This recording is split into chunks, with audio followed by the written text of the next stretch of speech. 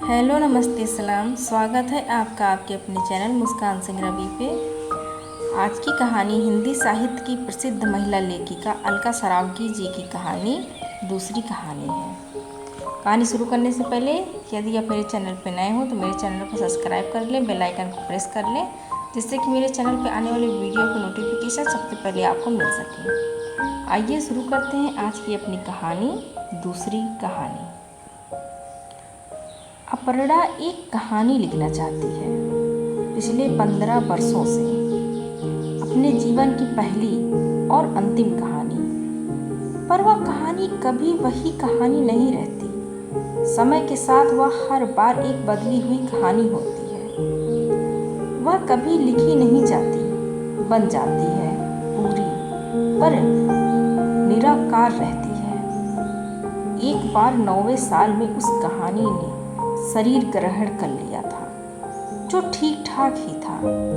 ठीक इस अर्थ में कि यदि वह तीसरे चौथे साल में ही आकार ग्रहण करती तो उसके रेशे बहुत दुख, पीड़ा, वेदना, कष्ट या ऐसे ही शब्दों के पर्यायों से बनते हैं।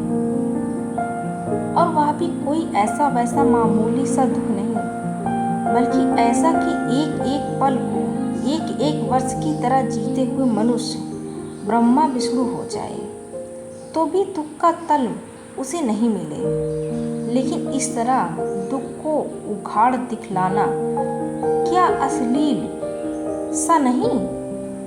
और फिर उसकी इकलौती कहानी अपने दिल की कटुता और नफरत की भड़ास निकालते हुए लोगों से बदला लेने का अस्त्र क्यों हो? अपर्णा ने हर बार रुक कर देखा तो पाया था कि वे सब लोग उसके अपने हैं। 9वें वर्ष की उस कहानी को अपर्णा इन सबसे बचाते हुए लिखना चाहती थी। इसलिए उसने अपनी कहानी को एक माँ बेटे की कहानी बनाया। उसने उनमें दुनिया को घूमने को नहीं दिया, दुनिया को घुसने को नहीं दिया। इससे फायदा यह हुआ कि उसमें से वे ढेर सारे अपने और पराये लोग निकल गए, जो उसके दिमाग में घुसकर उसके अंदर हाहाकार पैदा करते रहते थे। यदि आपने कभी किसी सच्ची वेदना को जाना है तो आप समझ लेंगे कि आदमी के अंदर ऐसे समय में जो होता है वह हाहाकार ही होता है। यदि आपने किसी ऐसे क्षण को नहीं जाना है तो पौराणिक कथाओं के अंत में आने वाली शुभकामनाओं की तरह यहाँ आपके लिए कामना की जा सकती है कि आप इस हाहाकार को कभी न जानें।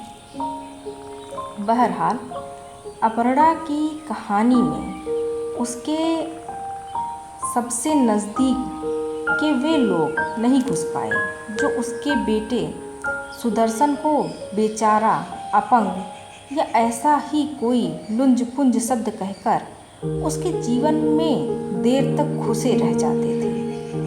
वे अपने लोग भी बाहर रह गए जो उसकी तरफ बिल्कुल ध्यान नहीं देते थे, जैसे कि लोग गरीबों के गंदे फटे हाल बचपनों में कोई बचपन नहीं देखते। वे लोग तो उस कहानी में आते ही नहीं, क्यों भला, जो अपने न थे पर चलते फिरते जिंदगी में मिल जाया करते थे। सुदर्शन की नकल उतारते हुए या उस पर हंसते हुए या उसे एक अजूबे की तरह देखते हुए और अपनी जिज्ञासा न रोक पाते हुए, लेकिन फिर भी उस कहानी में, जो कि सिर्फ एक माँ बेटे की कहानी होना चाहती थी, बार बार जीवन का यथार्थ कभी दुख बनकर तो कभी संघर्ष बनकर घुसता रहता। नतीजा यह निकला कि सारी कोशिशों के बावजूद वह कहानी भी अशरीर ही रह गई। उस कहानी की शुरुआत वहाँ से होती थी जब अपर्णा बहुत देर से गहरी नींद में सोते हुए अपने बेटे का मासूम चेहरा और बड़ी बड़ी पलकों वाली मुदी हुई आंखें देखते हुए अपने अंदर ऐसा भारीपन महसूस कर रही थी कि उसके लिए सांस लेना भी मुश्किल हो रहा था। उसने एक गहरी सांस भरकर सीधे लेटते हुए अपने हाथों से कलेजे के बीचों बीच उस जगह को दबाया जहां ऐसे मौक़ों पर उसे दर्द हुआ करता था। कुछ राहत मिलने पर वह फिर कोहनियों के बल लेटकर 9 साल के सुदर्शन का चेहरा देखने लगी, जिसकी त्वचा अब भी एक नवजात शिशु की तरह कोमल और पारदर्शी थी। उसके माथे पर हाथ फेरते हुए अपने व्यवहार पर फिर एक बार वही अफसोस उसके अंदर उमड़ पड़ा। उसकी जल्दी न भरने वाली आंखें भर आईं। क्या हो जाता है उसे? कहाँ से यह चीज उसे भींधती हुई निकलती है, सुदर्शन को चोट पहुंचाती हुई? क्यों वह उस दुनिया को जो ठीक ठाक चलने वालों और बोलने वाले बच्चों की दुनिया है, अपने और सुदर्शन के बीच आने देती है? क्यों वह उसे एक एक हरकत पर टोकने लग जाती है कि वह ठीक से चले, ठीक से बोले, मुंह को इस तरह रखे, हाथों को ऐसे रखे, यह जानते हुए भी कि इन बातों पर उसका कोई बस नहीं और वह खुद अपने बूते से अधिक चेष्टा करता है? क्यों वह उसकी टीचर ही बनी रहती है हर समय, कभी माँ नहीं बन पाती? जब वह सो जाता है तभी वह उसकी माँ बनती है और बादल बनकर उस पर बरस जाना चाहती है। अपर्णा ने एकदम निस्सहाय होकर तकिए में मुंह छिपा लिया। हे प्रभु, तुमने भी मेरा साथ छोड़ दिया। ये सब उसके अंदर कहीं दूर से आकर बज गए। मैं क्या करूं? आखिर मैं क्या करूं? 9वें साल में लिखी इस कहानी में अपर्णा ने इस बिंदु पर आकर यह पाया था कि उसकी कहानी में दुख सेंध लगाने लगा है।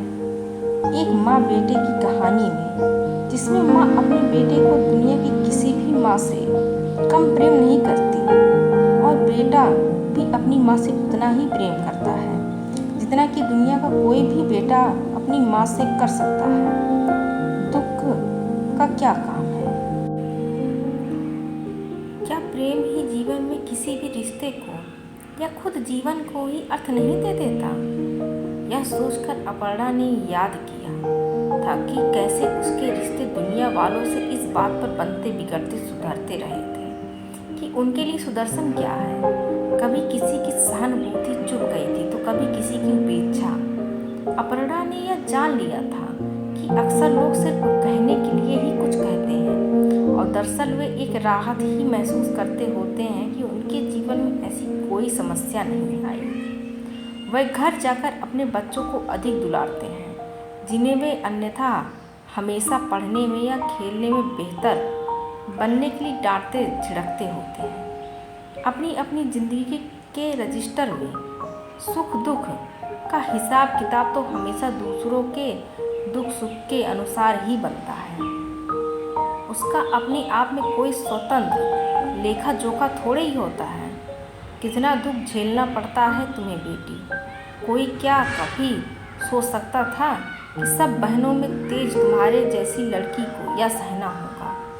अपर्णा ने यह सुनकर अपने दुख को सबके सुखों के साथ रख कर देखा था।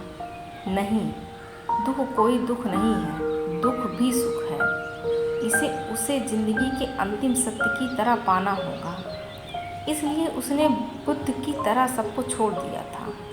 दुख का अंत करने के लिए चलना होगा सब छोड़कर। माता पिता भाई बंधु कोई नहीं। वहीं से शुरू होता है सुख, एक जीवन को गढ़ने बनाने का, जीवन जीने का सुख, जिसमें एक एक पल समय का ऐसा हिस्सा था जिसमें जीवन के भरे होने का एहसास चिंता था। संभावना से भरा हुआ हर पल, उसमें दुख कहीं दूर दूर तक नहीं था। बहुत सुंदर प्रतिमा बनाने वाले कलाकार की तरह दिन रात महीनों वर्षों का अकष्टकर कष्ट। 3 मोमबत्तियां केक पर जलती हुई। बहुत सारे बच्चे कागज की रंग बिरंगी टोपियां पहने टेबल के चारों ओर खड़े हैं। मुंह में सीटियां जिनमें गोल घुमा हुआ कागज जुड़ा है, जो सीटी में फूंकते ही हवा से सीधी खुल जाती है। सुदर्शन को गोद में लेकर अपर्णा ने उसे अपना सहारा देकर उसका हाथ और चाकू दोनों एक साथ पकड़कर केक कटाया। मोमबत्तियां बुझा दो बेटा। सुदर्शन फूंक नहीं सकता। वह कोशिश करता है पर हवा निकलती नहीं। समझ में आने पर अपर्णा फूंक कर मोमबत्तियाँ बुझा देती है। उसकी आंखें सामने कैमरा लेकर फोटो खींचने के लिए खड़े पति अजित से मिल जाती हैं। वह तुरंत आंखें हटा लेती है। नहीं, किसी से कोई संवाद नहीं चाहिए, न शब्दों से न शब्दहीन। रात को दोनों अलग बगल जागते हुए सोते हैं, बिना हिले डुले। अगले दिन की सुबह अजित वही सीटी लिए सुदर्शन को फूंकना सिखाते हैं। बीच बीच में थोड़ी सी हवा अंदर पहुंचती है और कागज थोड़ा खुलकर सीधा हो जाता है। अजित हर बार खुश होकर अपर्णा को देखते हैं। उन दोनों के बीच एक संतोष का समुद्र फैला है, जिसकी लहरों में वे झूलते रहते हैं। अजित के दफ्तर जाने के बाद अपर्णा इस काम में लगती है। फिर एक गिलास पानी में पाइप डालकर उसमें सुदर्शन से फुकवाती है, गुड़ गुड़ गुड़ गुड़। अगले जन्मदिन की 4 मोमबत्तियाँ वह बुझाएगा, खुद फूंक मारकर। अब पलंग का सिरा पकड़कर खड़े होने की कसरत। अब पलंग के चारों तरफ पकड़ पकड़ कर चलना। 1 महीना, दूसरा महीना, तीसरा, चौथा। कितने घंटे, कितने मिनट, कितने पल। हाँ, यह डालो इस डिब्बे में, यह गोल टुकड़ा इस छेद में जाएगा डिब्बे में, देखो चला गया। यह चौकोर स्क्वायर इस छेद में। हाँ, शाबाश राजा बेटा। अब बोलने की प्रैक्टिस। ला, लो, ले, ली। केला, केले, कोलो, कोली। कितने शब्द बोल लेता है आपका बच्चा। 23। डॉक्टर की आंखें चश्मे के ऊपर से उसे गौर से देखती हैं। इस 23 शब्द धड़ाधड़ गिनवाती है। डॉक्टर, यह ठीक हो जाएगा ना? आप 8वें डॉक्टर हैं जिनसे मैं यह प्रश्न पूछ रही हूँ, अपर्णा मन ही मन कहती है। वह भी औरों की तरह ठीक ठाक जवाब नहीं देता। अजित की आंखें डॉक्टर की तरफ याचना से देखती हैं। मैंने एक सूची बनाई है डॉक्टर, आप देखिए। अपर्णा इन आंखों को फिर नहीं देखती। प्रश्न सूची वापस थमा कट्टर पन्ने पर बाईं तरफ लिखने लगता है। मेंटली रिटायर्ड, मानसिक रूप से अच्छा। नहीं डॉक्टर, तुम कुछ नहीं जानते। मेरा बच्चा सब समझता है। तुम गलत हो। तुम्हें कोई परवाह नहीं कि तुम जो लिख रहे हो वह कितना गलत है और उससे कितना नुकसान हो सकता है। हमारी हिम्मत टूट सकती है। मेरा बच्चा है, मैं जानती हूँ कि वह सब जानता है। बोल नहीं सकता तो क्या, हम होंगे कामयाब एक दिन। श्वेता श्याम टीवी पर लाइनों में खड़े सैकड़ों बच्चे दिल्ली में यही गाते हुए दिखते हैं। बहुत बहुत दिनों के बाद अपर्णा की आंखों से आंसू बहते हैं। पूरा गीत पहली बार सुनने से ही याद हो गया है। हम चलेंगे साथ साथ। कितना बड़ा काम है चलना, लेकिन सभी तो चलते हैं। नुक्कड़ वाली भिखारिन का कितना छोटा बच्चा चलने लगा है। नहीं, ऐसा मत सोचो, लिखो भी मत, डायरी में भी नहीं। डॉक्टर का प्रिस्क्रिप्शन दिखाओ मुझे, अजित कहते हैं। पता नहीं कहाँ गया, गिर गया कहीं शायद। छोड़ो, कोई काम का नहीं था। 9वें साल में लिखी कहानी बार बार स्मृतियों में भटक जाती है। क्या 2 जीवों के बीच की कहानी उनके आज में रहकर प्रेम के तानों बानों से बुनी नहीं जा सकती? लेकिन आज में कल की हर पल मौजूदगी को कैसे आने से रोका जाए? आज सुबह सुदर्शन ने अर्पणा से कहा है, मैं तुम्हारे पेट से पैदा नहीं होता तो अच्छा होता। इस वाक्य में 11 शब्द हैं, चोट खाकर चोट पहुंचाने के लिए बोले गए शब्द। लेकिन ये शब्द कोई आघात पैदा नहीं करते, बस एक एहसास कि वह शायद जूझते जूझते थक गई है और दौड़ते भागते बच्चों की दुनिया को अनजाने उन दोनों के बीच ले आती है। अपर्णा इन शब्दों से यह जान पाती है और यह भी कि सुदर्शन अपनी माँ से अब भी जैसे जन्मनाल से जुड़ा होने के बावजूद उसे यह अधिकार नहीं देता कि वह उसकी हिम्मत परस्त करे। ठीक उसी तरह जैसे अपर्णा किसी और को यह अधिकार नहीं देती। पर अपर्णा निर्वाक जरूर है इन शब्दों के सामने। नहीं, दुख नहीं। एक नन्हा पौधा अपने पांव जमाता खड़ा हो रहा है और शब्दों में अर्थों को उतना ही भरना और निकालना होता है जितना उनका अर्थ जीवन में होता है। यह भी तो उसे सुदर्शन ने बतलाया है कितनी तरह से। वह चिट्ठी लिख रही है सुदर्शन के पहले स्कूल के प्रिंसिपल को। सुदर्शन कुर्सी के पीछे खड़ा होकर उसके लिखने को देखता है। वे दोनों आज नए स्कूल की छुट्टी होने के कारण उस औरत से कई साल बाद मिलने जा रहे हैं जिसने सुदर्शन को एक नई जिंदगी का मौका दिया था। ऐसा करने की योजना अपर्णा ने बनाई है। लिखते हुए उसके सब कृतज्ञता के घोल में डूब रहे हैं। वह बार बार उन्हें निकाल पन्ने पर सजाती है। वह नहीं चाहती कि सुदर्शन पढ़े कि वह क्या लिख रही है, पर उसे यह भी नहीं करना चाहिए कि वह न पढ़े। सुदर्शन कहता है, कितनी खराब चिट्ठी लिखी है तुमने। मैं सोच भी नहीं सकता था कि तुम ऐसी चिट्ठी लिखोगी। क्या सीधे सीधे धन्यवाद नहीं लिख सकती? उन्होंने जो किया उसके लिए वह त्वरित गति से अपनी चिट्ठी की चिंदी चिंदी कर देती है। भावुकता के लिए गुंजाइश उसके पास हो सकती है, सुदर्शन के पास नहीं। उसे जिंदगी जीनी है, उस पर सिर्फ विचार नहीं करना है। धीरे चलो, गिर जाओगे। अभी तक पिछली बार के घुटने छिले हुए हैं तो क्या हुआ, मुझे गिरने से दर्द नहीं होता। सुदर्शन के शब्द उसके दिल में छेद कर देते हैं बिना दर्द के। वह सुदर्शन को इस तरह चकित होकर देखती है जैसे पहली बार कोई बर्फ सैकड़ी हिमालय के चोटियों को देखता है। पिकनिक में आँख के ऊपर भौं के पास गहरी चोट लगी है, खून बह रहा है, सारे लोग घबरा रहे हैं। अपर्णा शांत रहती है। रुमाल दो। मिसेस शर्मा अपना नया रुमाल हाथ में दबाए रखती है, एक और साथ छूटा। अपर्णा दूसरी तरफ देखती है। कोई रुमाल देता है। सिलाई करवानी पड़ेगी, घाव गहरा है, डॉक्टर कहता है। आप अपने पति को अंदर भेजिए, आप बाहर बैठिए, बच्चे को कसकर पकड़ना होगा। मेरे पति यहाँ नहीं हैं, आप कीजिए सिलाई, कोई बात नहीं। डॉक्टर उस बच्चे को हैरानी से देखता है जो सिलाई करवाते हुए चिमुकता तक नहीं। वह निर्विकार भाव लिए खड़ी माँ से कहता है, आपका बच्चा बहुत बहादुर है, आप अब बाहर जाकर बैठ जाइए, चक्कर आ जाएगा। अपर्णा मुस्कुराती है। मेरे पति होते तो शायद उन्हें आ जाता। क्यों बेटा? सुदर्शन मुस्कुराता है। अच्छा हुआ पापा पिकनिक पर नहीं आए। तुझसे नाराज नहीं जिंदगी, हैरान हूँ, तेरे मासूम सवालों पर परेशान हूँ। मम्मी, तुमने मुझे कैसे स्कूल भेजा जब मैं चलता भी नहीं था?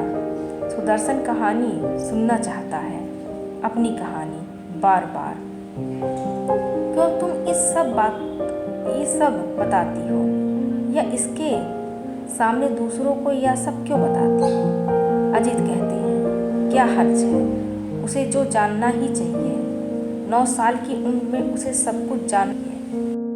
3.5 साल की उम्र में तुम्हारे लिए एक छोटे स्कूल में गई तो प्रिंसिपल ने फीस लेकर अगले दिन लौटा दी। कहा कि वह तुम्हें नहीं भर्ती कर सकती। तुम्हें कितना गुस्सा आया होगा मम्मी, है ना? तुम गुस्से में अच्छी लगती हो। सुदर्शन मुस्कुराता है। वह हंसती है।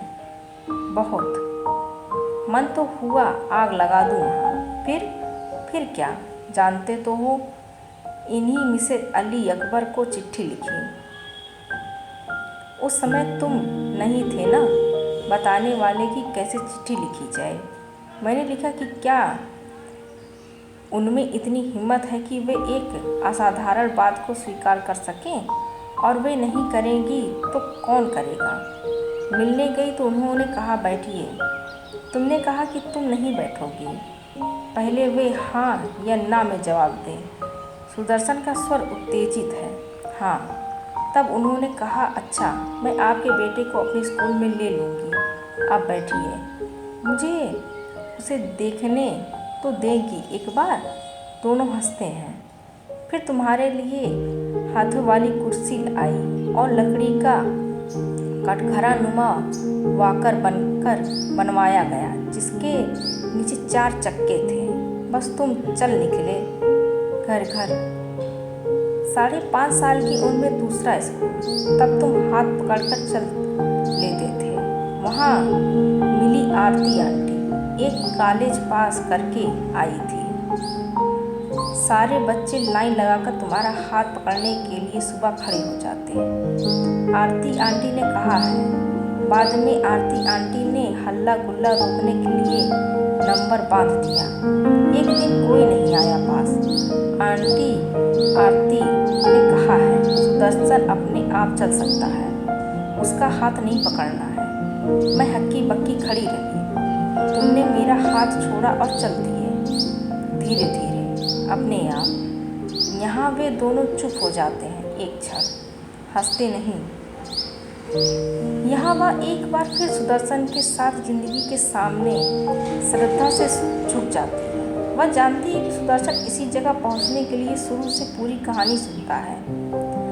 आरती आंटी से मिलने चलोगी? नहीं, थोड़े दिन के बाद। उसकी शादी हो गई ना? हाँ, नहीं तो तुम कर लेते क्या उससे शादी? फिर दोनों हंसते हैं। यह हंसी भूत और भविष्य से मुक्त हंसी है। न इसमें भोगे हुए की पीड़ा है और न आने वाले कल का डर। इसलिए यह हंसी हंस ली जाती है। डर, अनंत अनजाने कितने डर। अपर्णा को डर है कि सुदर्शन एक दिन अब तक न आए दुखों से डरने लगेगा। उसने इस डर को जिया है, उसे मालूम है। कितने साल पहले की बात है। एक दिन वह लेटी हुई अजित को ऑफिस जाने के लिए तैयार होते देख रही थी। अजित ने जब अपनी कमीज पैंट में घुसाकर पेट को सिकोड़ा कि पैंट का बटन बंद कर सके, अपर्णा एकदम बुरी तरह घबरा गई थी। उसके अंदर एक हौल सा उठा। क्या कभी सुदर्शन इस तरह खुद तैयार हो सकेगा? छोटे छोटे काम कितने बड़े हो गए थे, जिन्हें कभी जाना तक नहीं था कि उन्हें भी सीखना सिखाना पड़ता है। मंजन का ट्यूब दबाओ, ब्रश को पकड़ो, ऐसे नहीं, यहाँ रख दो। फिर ट्यूब को पकड़कर मंजन लगाओ, फिर दांतों में घिसो, ऐसे ऐसे। अब कुल्ला करना है, उंगलियों में पानी नहीं ठहरता, मुंह तक लाते लाते गिर जाता है। अंजलि खाली। अच्छा, कोई बात नहीं, यहाँ एक गिलास रख दिया है, लो, गिलास में पानी भरकर कुल्ला करो। खाना खाना, चम्मच से उठाकर मुंह तक ले जाना, बीच में खाना गिरे नहीं, मुंह में सीधे, नमक नाक में नहीं। कपड़े पहनना, बटन लगाना, बिना फीते के जूते खरीदना, वॉशरूम जाने के बाद खुद धोना। मद्रास के डॉक्टर ने प्रिस्क्रिप्शन लिखा है, 2 बच्चे और पैदा करो। हाँ, उसे क्या मालूम है कि हमारे पास कितना समय है बच्चे पैदा करने और पालने का। 1 मिनट खाली नहीं। जब तक सुदर्शन जागता रहता है तब तक अनंत पाठ्यक्रम, अनंत काल तक। सुदर्शन सीढ़ी चढ़ना उतरना सीख रहा है। तुम गई नहीं आज उसके साथ एक्सरसाइज करवाने? अजित फोन पर पूछ रहे हैं। नहीं, आज से मैं नहीं जाऊंगी। वह मुझे देखकर ठीक से नहीं करता, रोता है कि और नहीं करूँगा। चलो, थोड़ी छुट्टी मिली है मुझे, आज अलमीरा साफ कर लेती हूँ। अब कोई अलमीरा नहीं खुलती, वहाँ उसे देख नहीं पाती। हर क्षण लगता है कि वह सीढ़ी से गिर जाएगा। वह चारों तरफ खून खून देखती है। नहीं, डरने से नहीं चलेगा, वह नहीं गिरेगा। सीखना तो होगा, सीढ़ी पर थोड़ा संभल कर चलना। हाँ बेटा, वहाँ गिरने से तुम्हारी रिपेयरिंग में बहुत मुश्किल होगा। ठीक, अपर्णा कहती है। सुदर्शन मुस्कुरा देता है। तुम हमेशा ऐसे बात करती हो जैसे मैं कोई गाड़ी हूँ। वह हंसती है, फिर गंभीर हो जाती है। प्लीज़ मेरे लिए सीढ़ी पर गिरना नहीं, ध्यान से। चिंता मत करो मम्मी, जिस दिन बिना रेलिंग पकड़े सीढ़ियाँ चढ़ जाऊँगा उस दिन तुम देखने आना। वह क्या जानता है कि उसने साथ जाना क्यों छोड़ दिया है। अपर्णा कौतूहल से उसे देखती है, वह जो उसे न सीखते हुए कितने पाठ पढ़ा रहा है। अपर्णा उसे खींचकर अपनी गोद में बैठा लेती है। तुमसे मेरा जीवन कितना सुंदर है, सच कह रही हो तो? थोड़ा देर में कहोगी मैं तो परेशान हो गई तुम्हारे कारण। तुम कोई बात सुनते ही नहीं। सुदर्शन उसकी नकल उतारता है। फिर तुम कुबर निकाल कर बैठ गए। रीढ़ की हड्डी सीधी नहीं रह सकते? कितनी बार तुम्हें कहना पड़ेगा? बस ऐसे फूला लो, हो जाओ गुस्सा। तुम्हारे अच्छे के लिए ही कह रही हूँ। लंबे नहीं हो पाओगे इस तरह। दिमाग की टिक टिक, कभी कोई बात, कभी कोई दिन रात गायब नहीं होती। अजीत के साथ ऐसा होता है तो वह चिढ़ जाती है। क्यों पीछे पड़ जाते हो उसके? जितना होता है चेष्टा करता तो है। और तुम जब एक बात को उससे 100 बार कहती हो तब वह पीछे पड़ना नहीं होता। अजीत ने एक बार उसे बताया था कि जब वे शहर से बाहर होते हैं तो रात भर सो नहीं पाते। वह भी इसी तरह सोचती है कुछ कुछ। पर वे दोनों क्या सोचते हैं इस बारे में आपस में कोई संवाद नहीं किया जा सकता। क्या फायदा कुछ भी कहना, दूसरे की तकलीफ बढ़ाना नहीं है। कौन कहता है कि दुख बांटने से आधा हो जाता है? बेकार की बात है। कभी कभी अजीत ने इतना भर पूछ लिया है, या ठीक हो जाएगा ना, बस इतना ही। अपर्णा ने पूरे विश्व के साथ कुछ आश्चर्य का पुट लगाते हुए कहा। और नहीं तो क्या? तुम क्या समझते हो ठीक नहीं होगा? देखते नहीं हम लोगों से ज़्यादा समझदार है। मेरा मतलब शरीर रूप से है। जब इतना ठीक हो गया तो क्या नहीं होगा? 5 साल में 50% ठीक हुआ है तो अगले 5 साल में बाकी 50% नहीं होगा? अपर्णा यह कहते हुए सोचती है, क्या फ़र्क पड़ता है कि 80-90% ही हो। क्या सभी लोगों में किसी न किसी तरह की कमियां नहीं होती? सुदर्शन कितना खुश मिजाज है, कितना धैर्यवान। उसके जैसा कौन है? क्या एक जीवन काटने के लिए इतना कुछ काफ़ी नहीं है? उसके स्कूल की टीचरें कहती हैं, हम इसे क्या सिखाएं, हम ही इससे सीख रहे हैं। पर अजीत शायद अपर्णा की तरह नहीं सोच सकते। पुरुष कमज़ोर होता है, उसे आश्वासन चाहिए इसी क्षण। वह सह नहीं सकता। अजीत रोते हैं। एक दिन बाहर यात्रा से लौटकर वह बिना अवसाद के उनका रोना नहीं देखती। टप टप गिरते निःशब्द आंसू। अपर्णा ने आज इंडियन म्यूजियम सुदर्शन के साथ घूम देखा है। कितना आनंद! वह कितना कुछ जानता है इतिहास की किताबों से। लोग उसे हिलते डुलते चलते देखते हैं कौतूहल से, पर वह खुश रहता है अपने में। कहाँ से आती है या किस हिम्मत? अपर्णा एक बचपन की सहेली को वहाँ देखकर उससे बचकर आड़ ले लेती है। क्या फ़ायदा बात करने से? अभी सुदर्शन के बारे में विस्तार से बताना होगा। सुदर्शन का उत्साह देखकर वह भी मूर्तियों को बहुत ध्यान से देखती है। उसकी आंखों से, वह अजीत की भरी हुई आंखों से देखती है। मैं समझ सकती हूँ कि तुम्हें चिंता होती है, दुख होता है, पर तुम देखो कि मैं तो उसकी माँ हूँ। मुझे कोई दुख नहीं है। तुम मुझे रुला नहीं सकते। वह किसी से कम नहीं। यह देख सकने के लिए तुम्हें ही अपने दुख जीतना होगा, खुद जीतना होगा। मैं कुछ नहीं कर सकती तुम्हारे लिए। अपर्णा 9वें साल में लिखी कहानी को उलट पुलट कर कई बार पढ़ती है। आज 15वें साल में उस कहानी में बहुत सी कतर ब्योंत की जा सकती है, यानी बहुत सी अनचाहे घुस आए दुख उससे निकाला जा सकता है। इस एहसास में एक संतोष है। हालांकि यह सवाल उतना ही बना रह गया है कि क्या सचमुच दुख कोई दुख नहीं? और यदि नहीं है तो इस बात को रोज एक नए सिरे से समझना क्यों पड़ता है?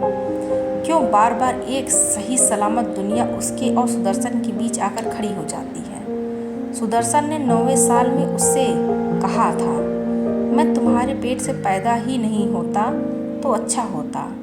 अपर्णा यह सुनकर सुन्न हो गई थी। सारे दिन जैसे बेचैनी की अथाह पानी में डूबती उतरती वह शाम को सुदर्शन को लेने स्कूल पहुंची थी। सुदर्शन भी हमेशा की तरह उस दिन उसे देख उल्लसित नहीं हुआ था। दोनों चुपचाप थे।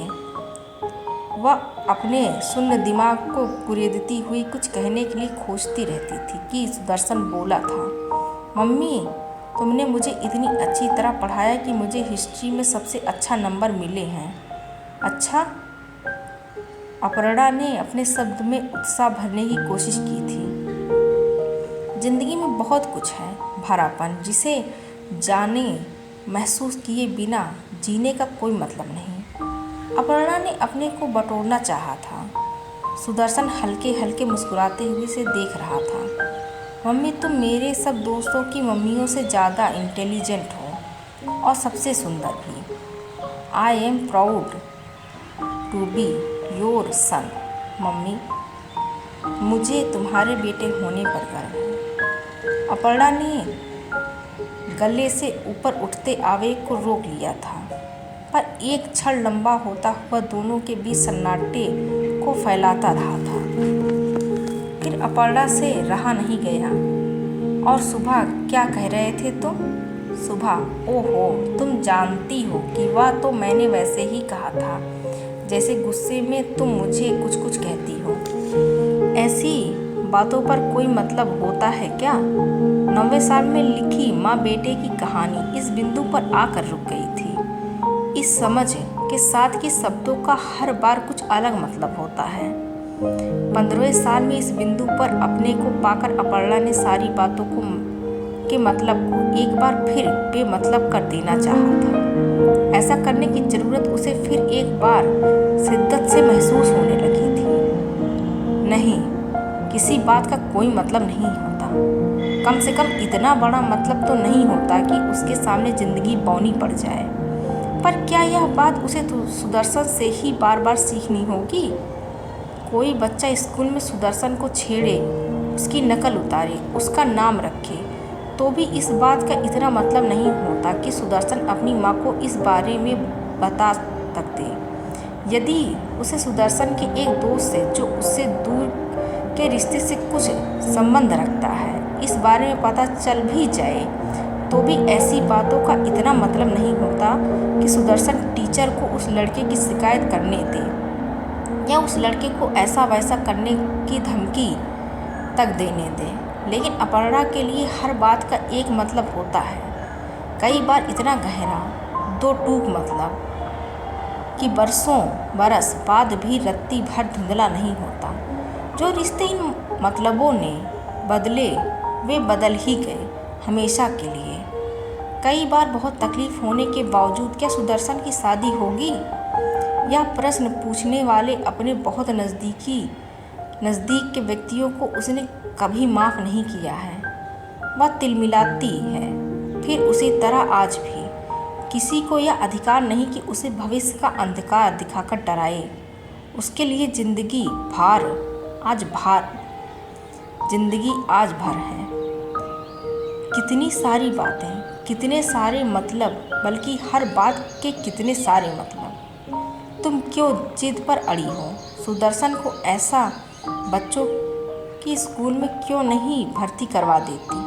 ऐसे बच्चों का स्कूल, सुदर्शन नॉर्मल स्कूल में पढ़ सकता है।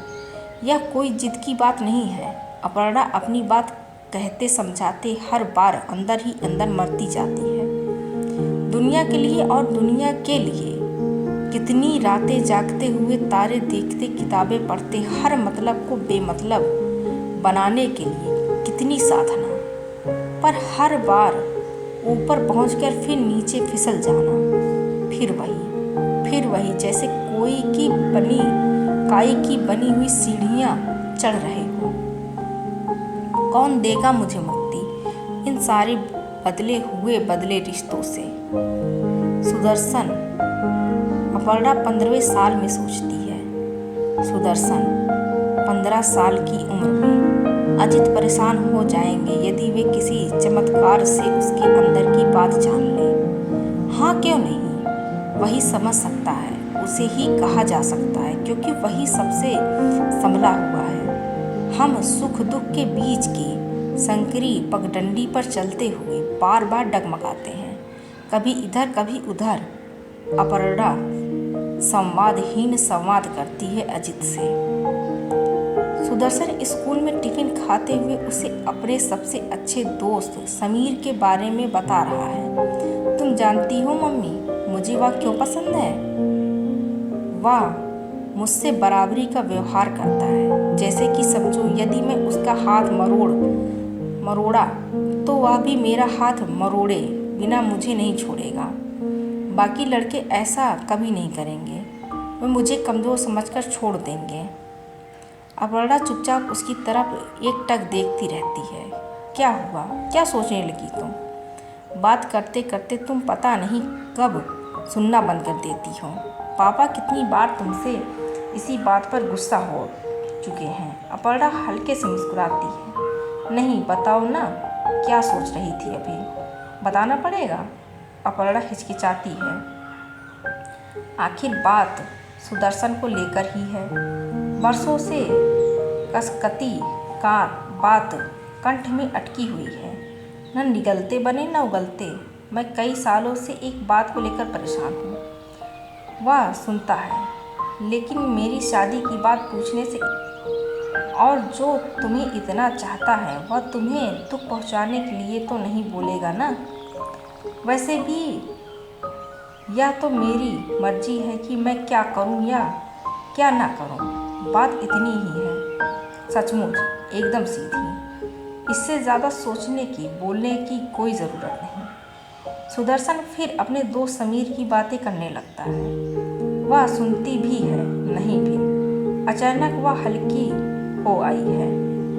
पहले देखो, मैं कितनी परवाह करता था कि कोई लड़का मुझे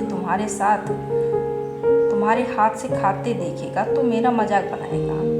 अब मुझे कोई परवाह नहीं। देखो तो देखो, पहले मैं डरते डरते क्लास में बोलता था, न जाने कहाँ अटक जाऊँ। सारे लड़के सांस रोक कर सुनते थे।